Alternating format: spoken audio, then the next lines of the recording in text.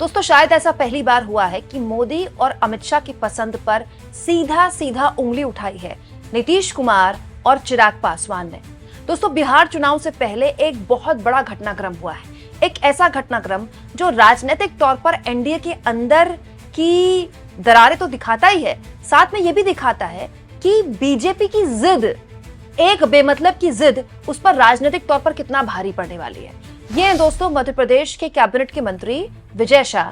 विजय शाह ने colonel Sophia Qureshi को लेकर बेहद ही अपमानजनक और घटिया बयानबाजी की, लेकिन हैरानी इस बात की कि उनकी बयानबाजी पर ना तो उनको कैबिनेट से निकाला गया, ना उनको पार्टी से निकाला गया, और तो और जब हाई कोर्ट ने इस मामले में स्वतः संज्ञान लिया तब जाकर उन पर एफआईआर हुई, और एफआईआर रद्द करवाने के लिए मंत्री विजय शाह पहुंच गए कहां? Supreme court. सुप्रीम कोर्ट ने भी उनको बहुत बुरी तरह लताड़ा। दोस्तों कल सुप्रीम कोर्ट में विजय शाह की तरफ से कहा गया कि वो शर्मिंदा है, तो सुप्रीम कोर्ट ने कह दिया किस बात के लिए शर्मिंदा है, कहां है आपकी शर्मिंदगी, दिख क्यों नहीं रही आपकी माफी? क्या जबरदस्त लताड़ा है सुप्रीम कोर्ट ने। लेकिन अब मामला इससे आगे का बढ़ गया है। दोस्तों विजय शाह पर उंगली उठा दी है जेडीयू ने और चिराग पासवान ने, और ना केवल उंगली उठाई है बल्कि जिस तरह की भाषा का इस्तेमाल किया है वो भाषा बताती है कि बीजेपी की हां में हां अब किसी भी हाल में उसके सहयोगी मिलाने को तैयार नहीं है। दोस्तों इसके पीछे बहुत सी चीजें हैं जिसको हमें बारीकी से समझना और सोचना चाहिए, लेकिन उससे पहले मैं आपको बताती हूँ खबर क्या है। दोस्तों चिराग पासवान ने कल सार्वजनिक तौर पर आकर मीडिया के आगे विजय शाह को लेकर एक बात बोली। विजय शाह पर रिपोर्टर्स ने सवाल लिया चिराग पासवान से कि चिराग पासवान आप बताइए, विजय शाह पर सुप्रीम कोर्ट ने इस तरह की टिप्पणी की है।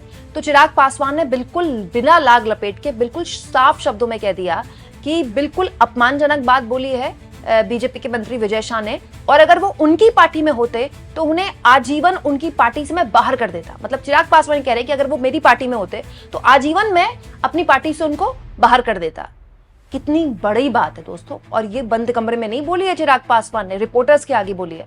इसके अलावा दोस्तों जेडीयू के लिए भी एक खबर आई है। दोस्तों न्यूज़ 24 के वरिष्ठ पत्रकार हैं सुकेश रंजन, आप इनको टीवी पर देखते रहते होंगे और बिहार की राजनीति पर इनकी पैनी नजर रहती है।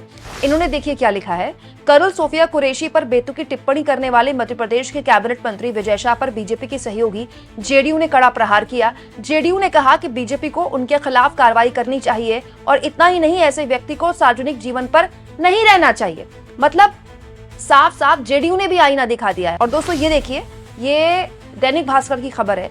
दैनिक भास्कर की इस खबर में लिखा है कि मध्य प्रदेश के इस बदजुबान बीजेपी के मंत्री के खिलाफ बाकायदा जेडीयू ने इस पूरे के पूरे मसले पर बयान जारी किया है। जेडीयू जिला युवा उपाध्यक्ष सद्दाम हुसैन ने भारतीय सेना की महिला अधिकारी कर्नल सोफिया कुरैशी के खिलाफ की गई टिप्पणी को लेकर राष्ट्रपति को ज्ञापन सौंपा है।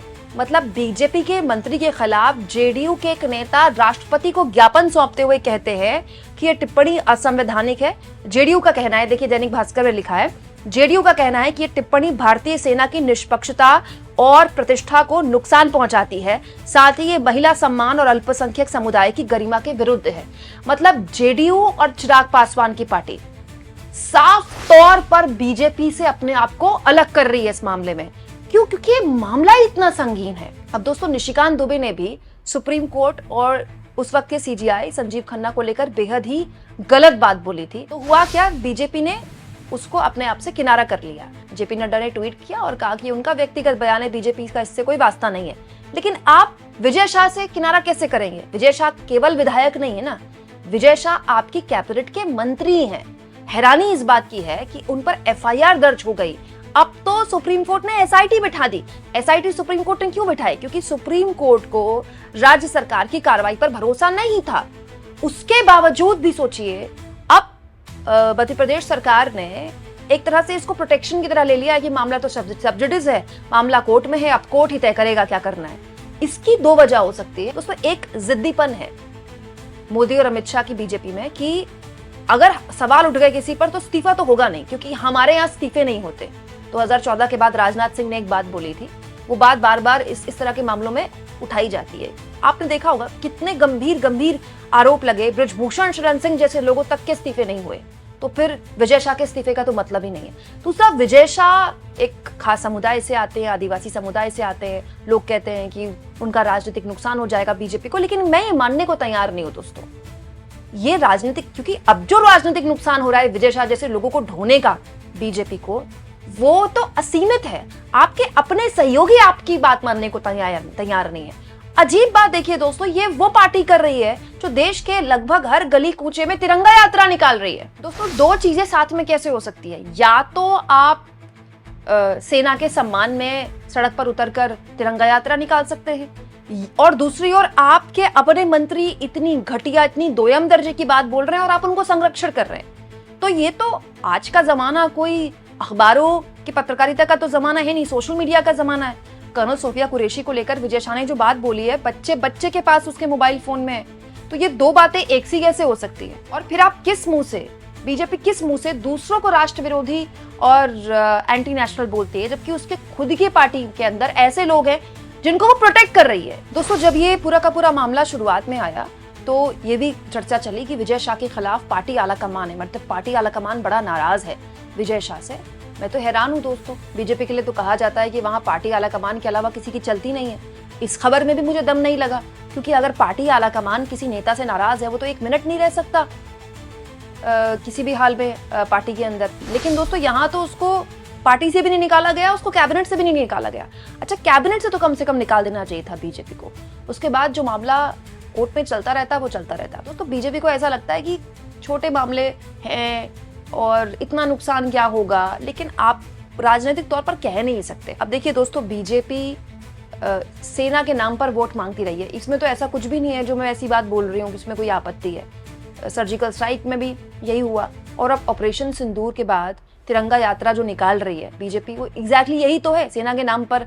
अब देखिए, बिहार चुनाव में भी यही होगा, होना शुरू हो गया है। मोदी जी की तस्वीरें आईआरसीटीसी के रेलवे टिकट में भी छपनी शुरू हो गई है, खबर मैंने कल आपको दिखाई थी। इसके अलावा भी अलग अलग जगह में बड़े बड़े पोस्टर्स दिखने शुरू हो गए। बीजेपी जो तिरंगा यात्रा निकाल रही है उसमें मोदी जी आर्मी यूनिफॉर्म पहने हुए, हाथ में बंदूक थामे आर्मी मैन की तरह दिखाए जा रहे हैं। तो बीजेपी तो इसका राजनीतिक लाभ ले ही रही है और वो लेती रहेगी, वो उसकी स्टाइल ऑफ पॉलिटिक्स है।